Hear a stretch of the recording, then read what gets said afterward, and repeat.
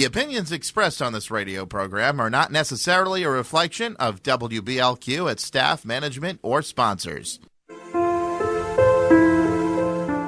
Good morning and welcome to The Unknown Zone. This is the talk show about the unusual. I'm your host, Dave Turco, with co-host Judith Sellins, and we have special guests today from New England Spiritual Team. That's Michael Carroll and Haley Fish. They'll be joining us in a minute.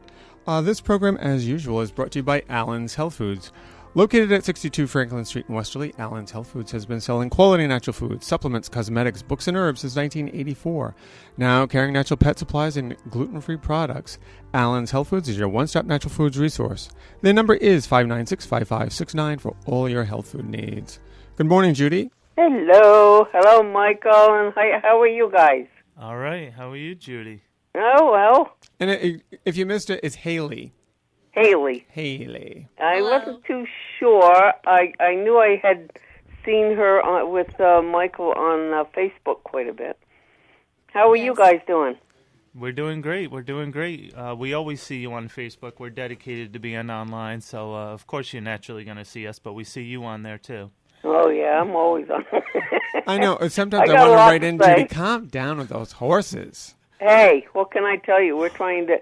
They're literally massacring the Mustang horses. We're going to be talking about that, but they're literally doing that for the sake of BP. Oh, well, we know how that one goes. Yeah. But that's for another time. I know. Hey, Judy, I know. Today we got Michael. That's exciting. Yeah. Michael and Haley, from New England Spiritual Team. And for folks who are unfamiliar with New England Spiritual Team, shortened by NEST, is what they call it, that it's a paranormal group. Michael, if you don't mind, why don't you give us a little bit background on your team? Well, we started in early 2009, but before that, I had some personal experiences as a kid growing up, and, it was really hard because at the time, paranormal was still taboo. Mm-hmm. And to be honest, I didn't know what it was. I didn't know anything about paranormal or, I knew about stories, ghosts and things in the night that go bump. Mm-hmm. And so I wanted to learn more about it. And as I got older and more mature, I was able to figure it out, and I read many, many books, would spend hours a day, doing all my research before I even considered, starting a group. But ultimately, I knew that's where I was heading. I read books by Thomas DeAgostino out of Putnam, Connecticut, phenomenal guy, one of our best friends. And his books are pretty much guidebooks to doing what we do. And so from there, I said, all right, I'm going to venture into this. And Facebook was still really new at the time. And so I really didn't know a lot of people. When I started, I didn't have any support behind me except for a couple of family and friends. And we took it from there and kept going. And I moved back down here in 2009, reformed a group. I didn't want to give it up. And so here we are, going on 3 years now, essentially. And we're a paranormal group, but we also love research in historical locations, too. So It's not just about paranormal, it's historical places. Mm-hmm. How has the response been? Obviously, you're still a group. Are people seeking you out, or... Well, again, paranormal is still taboo, so, we can look and I can tell you 1.5 million public places that we can go to, anyone can go to. Right. You're probably going to have to pay, unfortunately, a lot of places, they claim it for their funds and so forth for restorations. Right. But there is some people out there, they're like, wow, paranormal's big right now, let's make money off of these people coming in wanting to investigate, which is wrong. But for those using it for funds, that's great. But as for people finding us, like I said, we are online 10 to 15 hours a day, which is insane, I know. But a lot of people really don't know that avenue. Right. The reason why we have this show here on WBLQ, The Unknown Zone, is because Judy and I have also had a lot of paranormal experiences my whole life. I think, Judy. Yeah, a lot. You're pretty much, you were paranormal from day one, I think, right? You'll find out. I guess you could say that. Yeah, but I've had a lot in my family, and it wasn't taboo in my family, so it wasn't really that big of a deal for me. I'm from a big family, and we're all pretty open. It ranges the whole gamut, to tell you the truth, of from the So let's say poltergeist, to keep it nice, to angelic, spiritual level, higher celestial levels, all sorts of things. And but I also found that everybody, and I was going to say over the age of 5, but the younger kids are even more open and they experience everything. Everybody's had something that they can't explain, and they know in their head. They'll say that was real. Mm-hmm. It wasn't just a little shadow in the corner or some little sound I thought I heard. Well, it sounded like a voice. Go into the kids. That's definitely true, because as kids you're not quote unquote brainwashed that it doesn't exist, that it's not true. Because I still say 90% of the adults or public dismiss it automatically, whether they're skeptics or just non-believers in general. And so if a little child's coming up, it's just your imaginary friend. Well, not that you should believe everything, because sometimes maybe they are imaginary friends, but they could be something more. With all these people having experiences, how can you discredit all that, just because you don't believe it? Right. Years ago when my daughter was small, she was playing at our friend's place out here in Connecticut. She was always talking about playing with this little boy. And I could hear her out there talking, and I say, "Who are you talking to?" She was only, like I said, 3. And she says, "My friend." And I said, "Oh, isn't that cute? She's got an imaginary friend." We all thought that. And yet we knew this place had a lot of, ghost activity. 100 people saw different spirits in that house, and non-believers, once they went in there, they wouldn't even go back in the house again. But one afternoon, I was washing my hands in the bathroom, and I look across the dining room, and there's a little boy standing there with a Dutch boy haircut. He had this ruffled shirt on and these little tight pants that went down just below his knee, the long stockings, the whole 9 yards. And I'm thinking, wow. So I called to my friend who's in the kitchen. I said, "Come in here slowly." And this little boy turned and walked through the wall. And I said to her, "Isn't that weird that he would walk through there?" And she said, "No." She said, "That used to be a doorway years ago when this was a pool. This was our pool room, and the other was our dining room." And she said, "We closed it off." So that was interesting. And then I got thinking, wait a minute. This is like the little kid my daughter's talking about. So we brought her in. She's out in the swing, and asked her what she saw. She had been playing with a child that looked just exactly like that, wearing exactly what I saw this child wearing. Right. So if people think all of these little children who are very open psychically are talking to an imaginary friend, they might be pretty wrong, as I was. Well, that was my whole point as to why I had no problem at all starting this program with Judy, is that I know that everybody's had experiences. And a lot of people shut it down, especially in public. They'll say that it's one of those things where I'm the type of person, because I'm pretty natural with it. I don't make look what happened to me. It's just normal. It's normal for me, so I discuss it in a normal way. And I've had people, especially like with near-death experiences, that have come to me, they kind of look, but they don't say anything. But alone, they'll come to me and tell me their experiences. And these are, I was in the engineering profession, and these are very buttoned-down, conservative engineers, but have had had a heart attack and quote unquote died, and was now floating around the operating room, and then went off and did all these other things. These are things that happen to people. So I know that a lot of people do still make it sound taboo. A lot of that is just on the surface. But again, it doesn't mean that you don't do a proper investigation and find out it really is just a duct event that a squirrel's in or something. That's a big thing, too. You got to be careful. When you go to a public place, it could be any number of things. Most of the time, it is a historical location for the most part. Whether or not something significant happened there. You're going into a place 100, 150 years old or older. We've been around in here some in places England, 300 years old. Mm-hmm. So you got to figure, is it the building shifting? Is it, any, like you said, the air duct? But then when you're going into a private case, which we've done a couple of them, you got to be really careful because, the person lives there. So you can't walk in and say, your house is, haunted, because are they going to live there after you leave? Are they going to move because of you? It's a really sensitive thing. And then you got to also look psychologically. Is the person maybe schizophrenic? Do they have this disorder or this? I mean, you really got to be careful. And, even in the private cases, 99.9% of them can be dismissed immediately. And that's not saying that they're lying. That's just saying that, that smell that you smell coming from the ground is actually, a cigar smoke trapped in the wood. And when you wiped your foot on it, you kicked it up. That's all that is. So you just really have to be careful on that. I just want to mention to folks listening to our program, you're listening to Michael Carroll and Haley Fish from the New England Spiritual Team here on WBLQ with Judy and Dave. Our number here is 401-322-9091.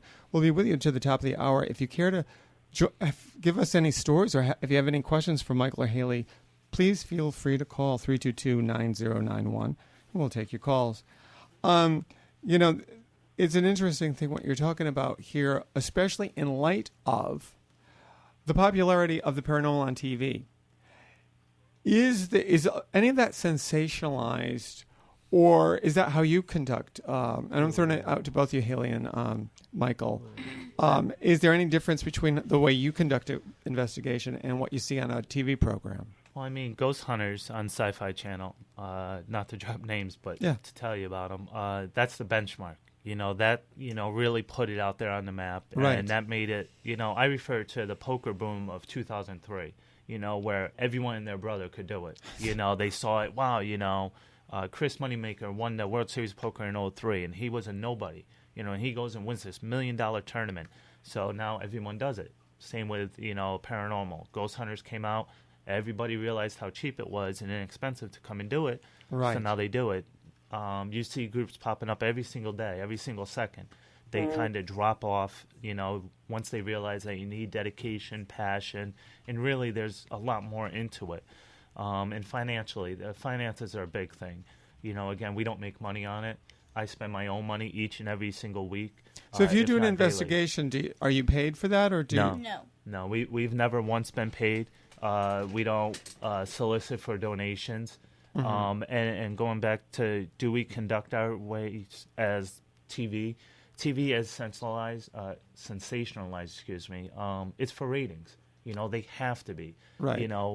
We do have a public access show out of Groton on Comcast, and a lot of times we do interviews. I don't mind sitting down doing interviews with different groups and authors and, higher ups in the field, if you will. You have to have a variety. Yeah.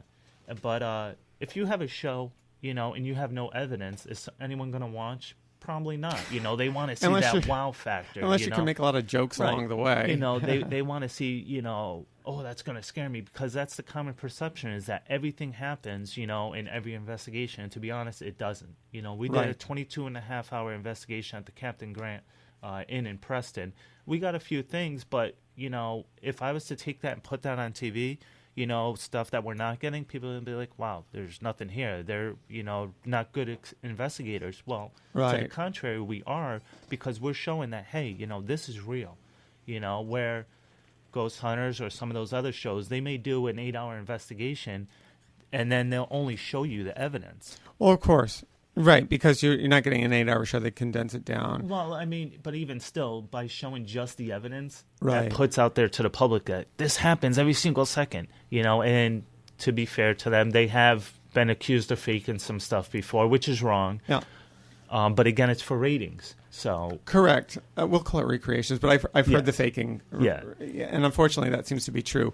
But then again, I mean, if you're going to keep your show, I guess you have to do what your bosses tell you. That's the way the corporate world works. We've been contacted by a few producers, hey, let's create this show. Let's do this show, and different production companies have come to us and said, well, we want it to work our way. And I'm like, I'm sorry, we can't. As great as a deal that may sound, and people may say, well, they kind of missed a golden opportunity, but at the same time, we're staying true to our morals. I'm not going to ever fake anything. I'm not conforming to anyone else. Right. I'm a stubborn little mule, Good for you. It's important to stick to your morals and stick to your ground, because nowadays it's pretty uncommon. Most people, if you quote unquote, and this is not to knock anybody, you could call it sell out. Right. We kind of all have to do that if you want to make money in life and work in this kind of world. But for the stuff that you have a passion about, it's really important to stay true to yourself.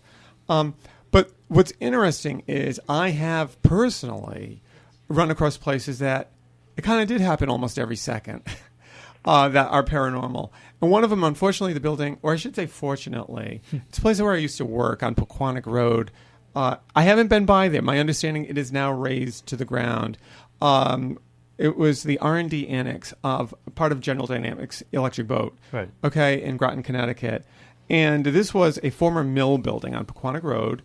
And they used to make aniline dyes. EB took it over, and it was our R&D building. That's where I worked. All right, the most common thing that happened, no matter who was there, was that oppressive feeling that somebody's staring at you or right behind you. But we literally had people who would not work on off hours or on weekends. They're alone. I've heard it myself, the crashing of glassware, because I'm a chemical engineer, so there was the chemical labs, smashing down. People getting visions of people that, hundreds of years in the past, Native American Indians, all sorts of things running through that building. It was absolutely amazing. Well, there is places like that out there, no matter what, something's going to happen. Oh, yeah. That oppressive feeling is your gut feeling, meaning it's probably obviously true. And then going to the Native Americans, this whole area, of course, was all Native American. Correct. And a lot of times, when they wanted to build somewhere, if there was a cemetery or a Native American burial ground, they would just move the headstones, if there were any, and just go right over it. So you don't know what's underneath your actual feet. You could be walking around your office, and there's 30 chiefs underneath the building, So, again, that just goes back to our past, People weren't intelligent enough to move these bodies. They just left them, and now they're coming back, and they're unpleased. That's right. Yeah, there's a lot that happens, and hey, Judy, jump in at any time. I have a lot of questions, so I could just go on myself. You have a lot of you always have a lot of questions. No, I wanted to know what part Haley takes part in now. Does she do? Is it like when you're on the guys on TV and they all take different equipment in, or do you do the just cameras? Do one type of whatever? I investigate with Michael. I'm not very good with computer cameras or computers. Oh, good. I'm not either. But I do take pictures, Haley's very new to the field. To be honest, we did a presentation at the Westerly Library, was it? Yes. Yeah, it was Westerly Library. Haley, or was it the Bill Memorial, the comment you made? Haley had stated that she really didn't she didn't know anything about the paranormal until she met me. And so at that point, I turned to the crowd, trying to keep it fun and entertaining. Right. I said, well, I'm sorry, Haley, I got to leave you. You don't know anything about it, I'm sorry. I had one experience as a child. Oh, yeah. Would you care to share that? Sure. I went to, my mom and my sister and we went to Foxwoods, because my mom works at Foxwoods for 17 years. And she went to go get her paycheck, and we were in the elevator, and my sister and my mom stepped out, and I was looking at the pretty buttons because I was like 4 years old, and the doors closed. Mm-hmm. And so they're out there, and I'm going up in the elevator, and my sister's freaking out because, her little sister's gone. And I'm on the elevator maybe a few minutes later, and a bunch of people get on, and this old lady with a cane and long black hair gets on. And she looks at me and she asks me if I'm lost. I say yes. So she decides to bring me to the security office. What is weird is that I was found roaming by myself in the casino. There was no lady with a cane and black hair. Wow. Wow. So, but you were, did she, whoever she was in spirit, take you to the security office? Yes, that, as far as my understanding, but there was no lady with me. I was found roaming by myself. Wow, I love it. And, my sister, she was just hysterical because, her little sister was gone, and couldn't find her. And then another experience, I didn't really see anybody, but I was at the beach and I almost drowned because I was curious and I wanted to go to the deep part where the the dock was. Right. So I almost got pulled under the dock, and then I'm swimming, and I feel someone helping me to the beach. And I get on the bus, and under my seat is an angel pin that wasn't there before. So then my mom and I got some stuff in the mail. We got another angel pin in the mail. Yeah. Those are great. See, these are the types of things that happen all the time that don't necessarily make the news. It's really extraordinary. I mean, I remember watching one of the NASCAR races, and it was when Dale Earnhardt Jr., was in a wreck, and the car caught on fire. You could see him alone on the infield, and you could clearly see that something was lifting him out, which was probably his father. I mean, and he had said it, too, afterwards, like, somebody pulled me out. Yeah. And that was just right on TV. It does happen, and this is what's so cool about it. And, it's becoming more and more common, and that's why these paranormal shows are popular. Right. Because a lot of people do love this stuff. I mean, Ghost Hunters is in, what, Judy, 7th, 8th season? Yeah. Oh, yes. It's going strong. And I think there are going to be a lot of spin-offs, not just, I mean, they already have tons of those. But I mean, even taking different tacks, let's say, from just an investigation, because I think we got that down. Paranormal exists. Right. Ghosts exist. The astral plane is right there. Sometimes they bleed through. The dimensions bump into each other, so. Right. That's the way I feel, too. That's right. And the thing is that what we're learning is a lot of this stuff they're not unrelated to each other. Like we talk about, we've done hundreds and hundreds of topics, to tell you the truth. Mm-hmm. But what we have found is nothing is unrelated to anything else. And that includes even, yes, folks, Bigfoot, which I believe is real. There's plenty of evidence that it is. But is Bigfoot kind of multidimensional? Is it really just living only in the third dimension on Earth in some woods somewhere on the planet? They're often with UFO sightings. And all those sorts of things are actually related. And a lot of times people will only talk about this aspect that was happening when a lot of times a whole bunch of things were going on at one time related. And there's this interdimensionality. And it's all extension of each other. And all this stuff is coming to light now. It's really wonderful. And things like New England Spiritual Team, getting the information and putting it together is all part of it. That's super. Well, hey, guys, we have to actually go to break right now. Yep. And we're at the bottom of the hour here. You're listening to The Unknown Zone with Judy, Dave, Michael, and Haley. We'll be right back. Stay tuned. Your number one buying destination, Central Auto Group. Central Auto Group in Plainfield, your number one buying destination and the home of Volkswagen, Ford, Mazda, and Hyundai, celebrates Thanksgiving with the lowest prices and best selection. Drive away a Volkswagen Jetta, Ford Focus, Mazda 3, or Hyundai Elantra for just $31 a week. That's right, $31 a week. Over 600 vehicles in stock, including the best selection of certified pre-owned and America's best warranty, 10 years, 100,000 miles. And remember, Central introduces Volkswagen to their award-winning lineup of vehicles. CentralAutoGroupCT.com, exit 87, I-395 in Plainfield, 860-564-4014. All roads lead to Central, your number one buying destination, Central Auto Group. Start your day the 7-Eleven way at the LeClaire's family-operated 7-Eleven at the corner of Route 1 and Airport Road in Westerly. Turbocharge your morning with a fresh cup of coffee. Check out the pumpkin spice coffee and cappuccino and the $1 refills. Glazed donuts, just $2 for $1. The maple pancake sausage roller makes a perfectly delicious breakfast on the go. Then stop by for an afternoon pick-me-up. Reese's peanut butter brownies are out of this world. Red Bull and Monster Energy 4-packs are just $6.99. A variety of DVDs for just $4.99. Thank heaven for 7-Eleven at the corner of Route 1 and Airport Road in Westerly. Whoa, hello, gorgeous. You look fantastic. Well, thank you. I've been to the Uptown Salon and Spa. Rhode Island's best. And? And one word, Aveda. Which means? It means everything. It's this amazing system of science, magic, health, and beauty. It's so good. How so? Well, it started as a line of pure flower and plant-based hair care products. Go on. And it's evolved into this phenomenal system. A lifestyle thing. Skincare, makeup, aromas, all derived from the purest, most natural ingredients from all over the world. Really?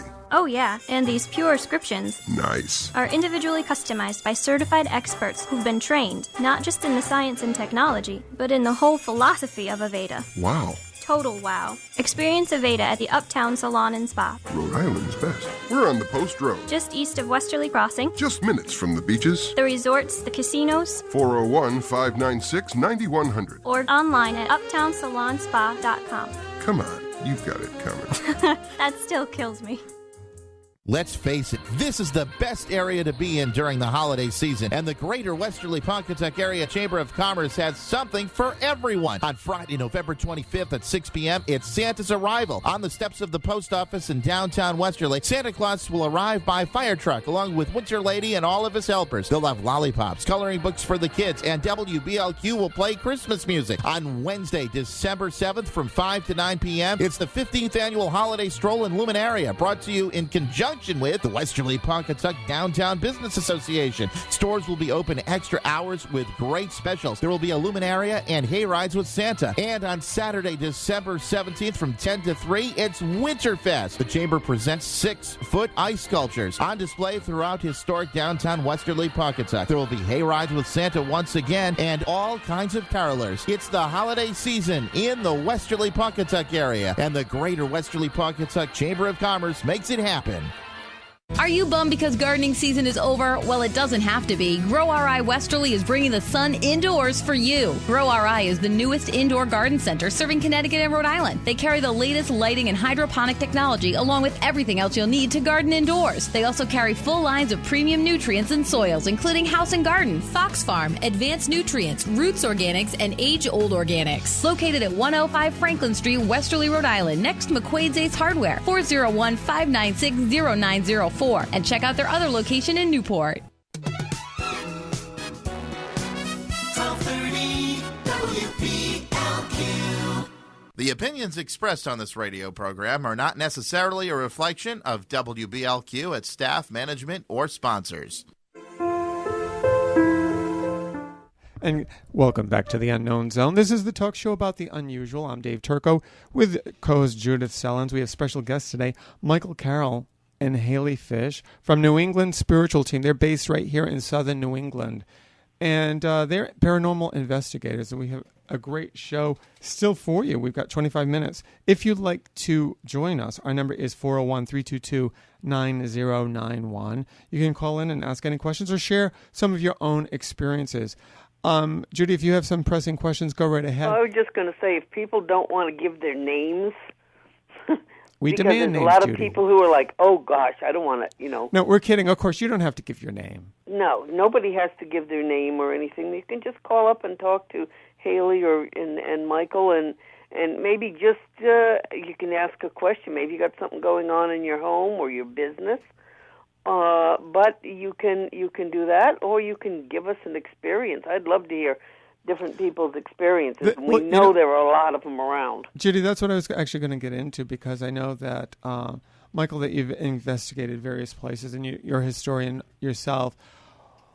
Have you had any interesting stories of local landmarks or buildings or graveyards that you'd like to talk about, and that you did have hits, that you had experiences there when investigating? One of my favorite places is Fort Mansfield. And that's one of those great unknown locations of this area. Again, back to before I started the group, when I still lived in Putnam, I was researching. I came across this little passage, really, in one of Thomas's books, and he talked about Fort Mansfield and Napatree Point in Westerly, Rhode Island. So, of course, that piqued my interest. Yes. So I read about it, and he said, well, there's some concrete sticking out of the dunes, and this and that, and most of it had been washed away in the hurricane of 38. Correct. So when I came back down here, I remembered that, and I said, I got to check that out. I've been down there 1.5 million times, never really noticed anything. So that's what I expected, and take a 1.5 mile walk, and again, I'm 6'8", 200 pounds if I'm soaking wet kind of thing. It takes me 5 minutes to get down there, 1.5 miles, and I get there, and to my surprise, there's 2 actual buildings still intact. Granted, they're crumbling, and it really piqued my interest since then. And I've gone through and explored, I'd say, 80% of it. There still is underground tunnels that have caved in or are filled with water, doors that are still shut, sealed iron, that aren't going to open anytime soon. But that's one of the most interesting places I've been to down in this area. Wait a second here. So this is on Napatree? Yeah, this is a military installation. It never saw a wartime battle. It was used for war games, essentially, to defend the harbor. And they had all these huge disappearing cannons. There was 120, don't quote me exactly, 120 soldiers that were stationed there at the peak. Yeah. They had its own road. The water, of course, was 200 yards back what it is now. They had many, many buildings, barracks, this, you name it, they had it. Fully functional town, if you will. There were 3 stations, Battery, Worcester, and I want to say Connell.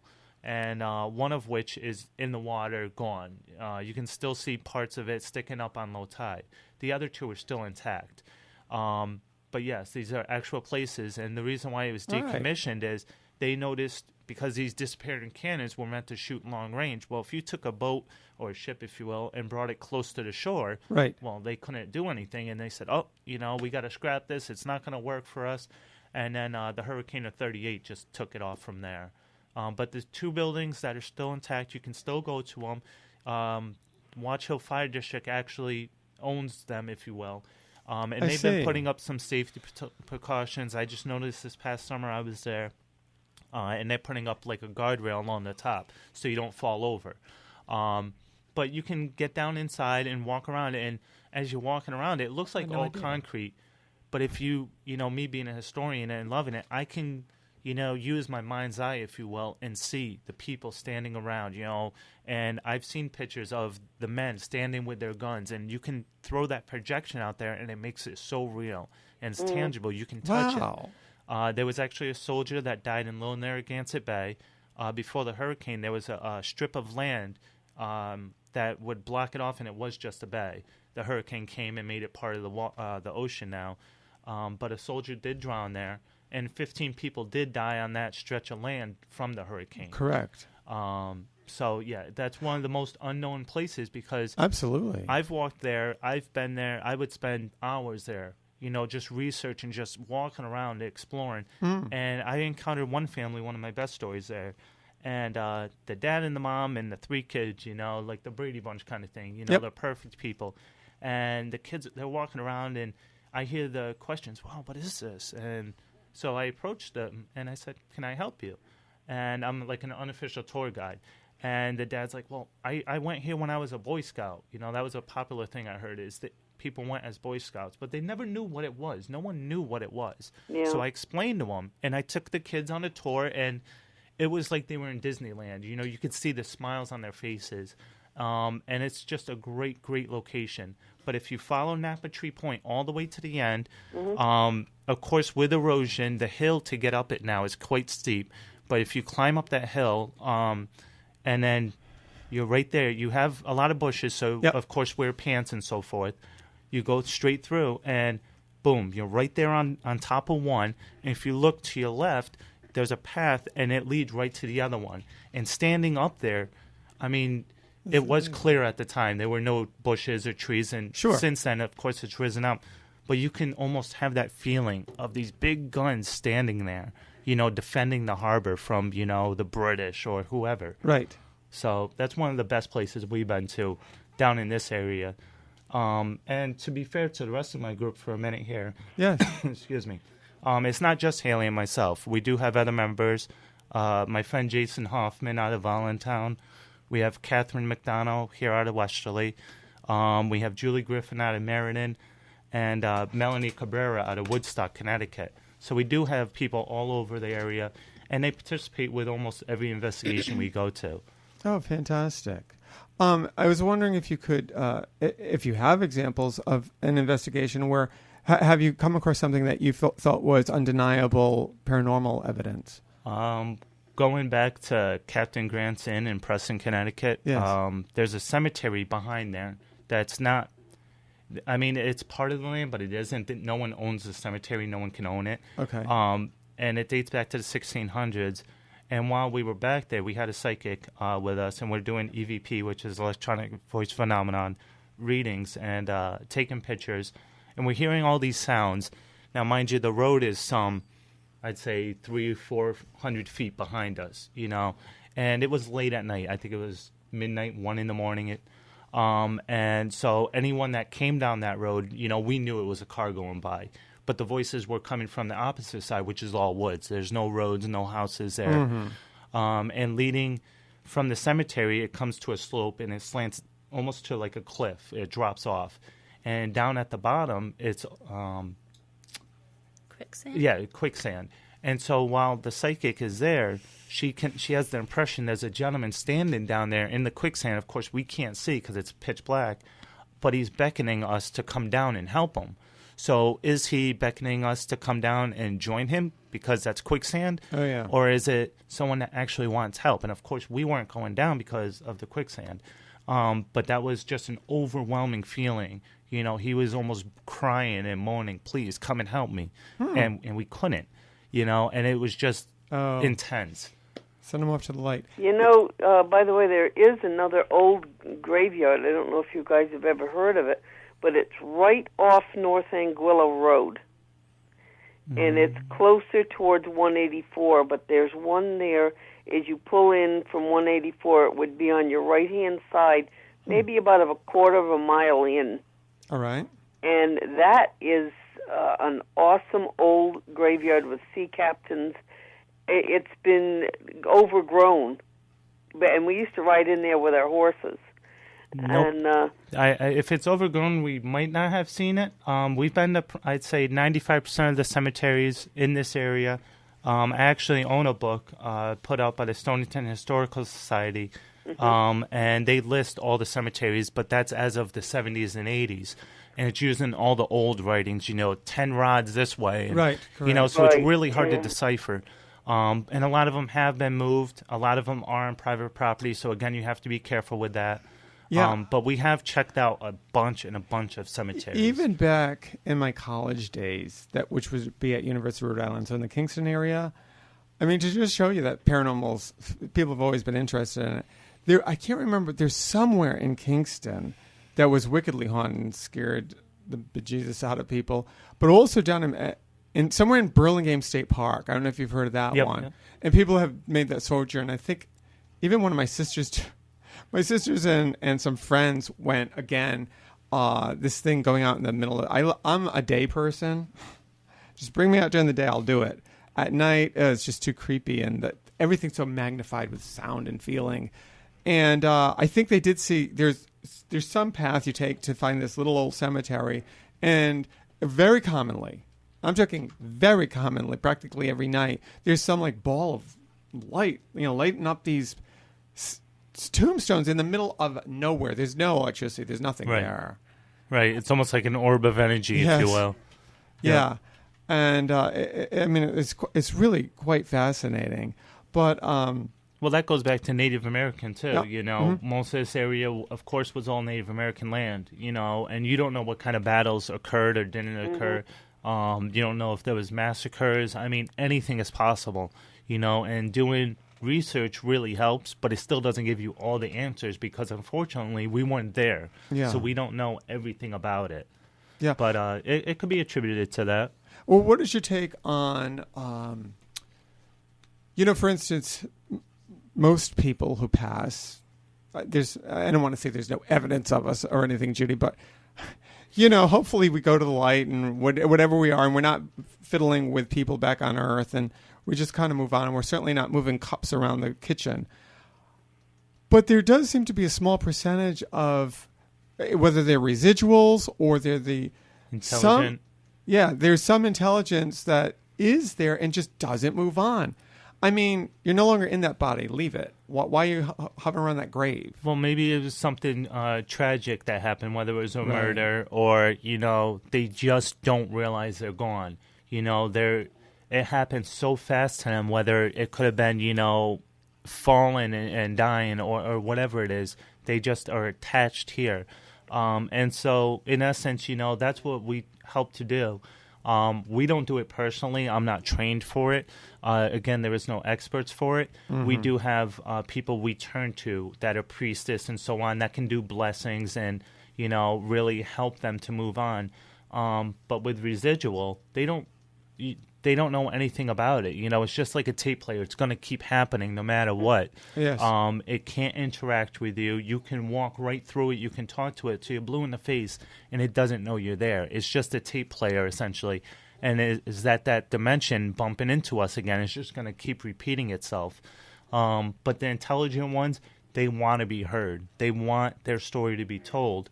And if you start talking to it, through EVP or what have you, and then you stop, they tend to get a little more upset because now they're thinking you're just, ignoring them, and they want that message to be heard. Speaking of that, it was one of, I don't think it's on your Facebook. I know you have EVPs on one of your websites, Right. I've seen. Yes.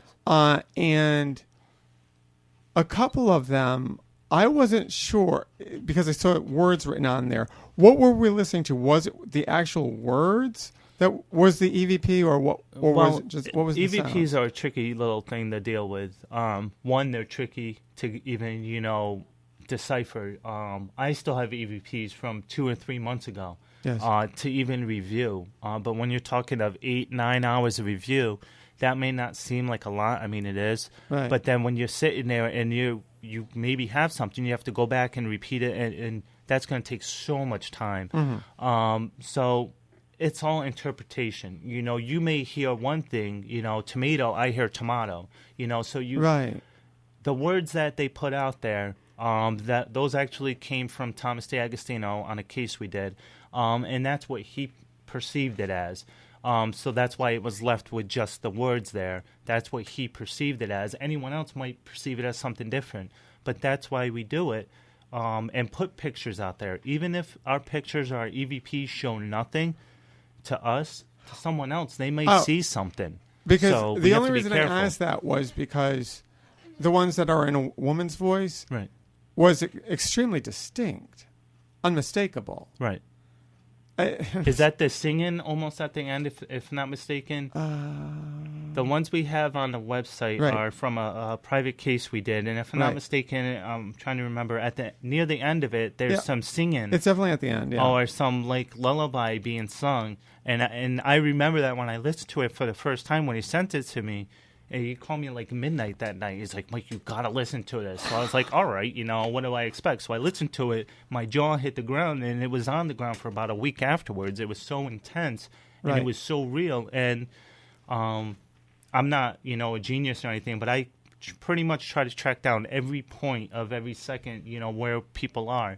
And Yes. so listening to that, I can picture where this person is and that one and what's going on. So I know it's not someone singing right there. We would have picked that up, and said, hey, knock it off. You're going to, ruin these EVPs for us. Right. So. Yeah, that's an amazing stuff there. Why don't you tell people how you can reach you? And what you got coming up? Yeah. Well, you can reach us on our website, which is newenglandspiritualteam.com. That's it. That's the easiest way. Of course, on there, we have all the links to our Facebook, Twitter. I mean, you name it, we have it. Mm-hmm. YouTube. Our personal information is in the contact us area as well, including our home phone or the cell number, excuse me. And do you have anything on the docket? Anything on the docket, that's right. To be honest, no. You guys are one of our last things for this year. Mm-hmm. We're trying not to cramp people during the holidays. We did 116, 17 places this year, so we're a little exhausted. Wow. And that's Fantastic. private and public. But starting in March, we do have a convention we're going to in Ipswich, Mass. Yes. We do have another one we just got invited to, I think, in Fairhaven, Mass. in April. But then we're looking into the possibility of doing some road tours, if you will, Yes. in March. It's still up in the air. We're not sure about it. But we are planning different cases and places for next year. We have a lot of people doing case management. Do you have any special places if country travel didn't matter? Yeah. Where would you like to investigate? Australia. Well, yeah, she wants In to go to particular? Australia. What's I in went to Australia? Australia for 3 months last year. And my sister lives there with her husband. Oh, fabulous. And there's a place called the Victorian Markets. Okay. It's this huge marketplace. You can get belts, belt buckles, fruits, fresh fruits, veggies, clothes, knickknacks and stuff. And I'm not sure, but I think it was built over like a burial ground or something. Okay. You can look it up online. Just look up like Australian paranormal stuff, and it comes to this site. There's all this stuff in like Brisbane, Tasmania, Sydney, all this stuff. Yeah. Gettysburg is the place for me. Everyone's been there. Well, everybody wants to but go there. as a history buff, as a paranormal buff, Gettysburg. That's our place. Really, We're actually I'm not a planning war to go person. there in April too. Oh, well, I've heard some amazing story out of Gettysburg. Yeah, you can see things in the broad daylight. Some there. amazing things, including that. Well, this guy that I think some of it stretches, but see if I can pull back his name. He wrote a book about reincarnation, and there are people that definitely are alive today who were in Gettysburg. Right. I mean, my God, it's scary. But I always say, for people that are obsessed with a certain thing, I'm more of like an ancient Egypt guy or King Arthur. I really don't care about the Civil War or any of those sorts of things here, but I think that most of those people have some sort of connection to them. But yes, and going to what Judy said real quick, she said you could see it in broad daylight. That's the great thing about the paranormal. Yeah. It could be 5 o'clock in the morning, it could be 1 o'clock in the afternoon, or midnight. It doesn't matter. Paranormal exists all around us. I mean, as we're sitting here, you don't know if someone's standing next to you. That's just the way it is. It's kind of cliche to do investigations at night, but the energy is at its highest, so that's the best time to do it. Usually between like 11 p.m. and 3 a.m. is the height of activity at night. Yeah, unfortunately, I've had a lot of those 3 a.m. things. It's uncanny how you're awakened by something really funky going on. Well, they say that's like the dead hour, the witching hour, 3 a.m. Yeah, and it's got that name for a reason. If you watch, there's a lot of The Exorcism of Emily Rose, great movie. And that's one of the things about it, too, is 3 a.m. is when a lot of activity happens. She's not a fan of it, but I love it. Yeah. Hey, I love Rosemary's Baby. That was one of my favorite. And I don't think that was too far from the truth. That's the scary part. See, I've always said, Judy, haven't I? Back me up on this one. I love sci-fi because it's barely an exaggeration. Right. They touch on a lot of truth that actually things like a soap opera or these sitcoms are much more fake than a sci-fi show. There's so much more truth to those things. It might seem so absurd to the general public, but then when you're watching it, you're like, wow, there's something to that's real. How else do these people have such a huge creative imagination every single week? And obviously, there's something to it. Did you know that Gene Roddenberry from Star Trek fame, they said, how do you do this? How do you keep coming up with these storylines? How do you... And because I'm such a big fan of those shows, I mean, I was so attuned to it. And he said, it's easy.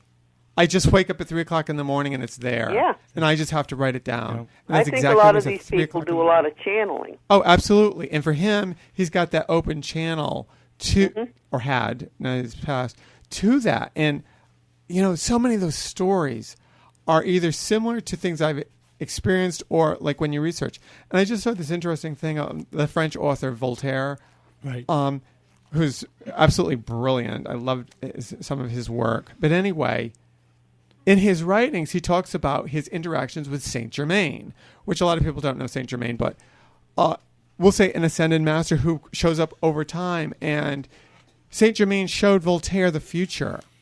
And Voltaire, in his writing, in his own private diaries, was writing about the 20th century in incidents as though they had already happened because Saint Germain brought him forward and showed him these things. It's unbelievable. And there are just so many cases of these sorts of things. They're just sitting there for people to, they come across. And I always like it. One thing that was so great about Raiders of the Lost Ark, right? Because in the end, what do they do with the Ark? Well, they stuck it in that big warehouse with all the other Arks that people have found. Right. And that's what we do as a culture. We just like block it. There it goes. And so many things are just right there, and things that don't fit in. And we just spoke briefly over the break about cryptozoology. One of my favorite things, forbidden archaeology.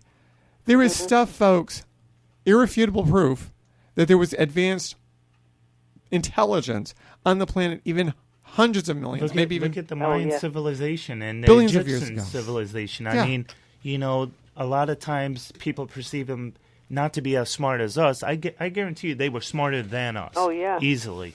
Right. They How had else can they tremendous create knowledge these huge about the world monuments? and everything. I know, because we can't duplicate it today. And I know of a local person who went to Egypt. And so I was all excited because I know her background. I know she's a sensitive. So, when she get back, so what happened? What did you experience? And she said she didn't have to do anything. I mean, they did get to meditate, I think, in the King's, quote-unquote, King's Chamber. It's not really a King's Chamber in the Great Pyramid. But she said that just walking through areas, I mean, it was just, she was seeing something else that was there. And she was seeing, like, giant stones floating in the air. And she said, I don't know how they were doing it, but they definitely had some control over gravity. And she saw giant birds in the sky that she didn't even know what they were. She just went through this whole thing as though it came to life around her, and she just kept it to herself. How do you explain those stones getting so high? I mean, right? That's just, I can't imagine how they were able to do it. Ropes and pulleys and this and that, but getting up that height, and pulling it up and over. I mean, imagine the amount of people they would have needed for a task like that, and to get it just right. Something had to be a part of it. Right. People who talk about how things were done, like having this earthen ramp that they slid things up. Right. Okay, you clearly were never an engineer or oversaw a major construction effort, because we're doing millions of stones, each weighing tons. How were they here? The amount of time it would have taken. Yeah. Oh, I mean, we don't even do things like that today that span generations. We're just not that type of people. And how did these people do it? It's an unknown, let alone the technology that was built into the pyramids, the sacred sounds, the chakra system that's built in. The exact tunnels and everything. The tunnels that they've got in there that are based on harmonics. Right. Yep. You don't just throw those in there, let alone the base alone is built on true northeast, south, and west. Right. It's more even than the Empire State Building. It's incredible what goes on, let alone it's a perfect quarter representation of the Northern Hemisphere. I mean, it goes on and on and on and on. It's not by chance. And we're more technologically advanced now with, electronics and so forth. But when it comes to buildings, do you think we kind of reverted and went backwards? Because it's so easy to build with steel and wood and so forth. No one builds with stone like that. If you did, those buildings would still be here. Mm-hmm. Unlike, some of the wooden buildings that are falling down after 100, 200 years. Yeah. And we're at the end of the end of our hour. Yeah. Thanks, Judy. Hey, thanks, Michael and Haley, for being on with us. We'll have you on again. Yes, thank you for having us. Definitely. All right, you have a good day. You too. You too, and have fun. So much. And this show has been brought to you by Allen's Health Foods. Located at 62 Franklin Street in Westerly, Allen's Health Foods has been selling quality natural foods, supplements, cosmetics, books, and herbs since 1984. Now carrying natural pet supplies and gluten-free products.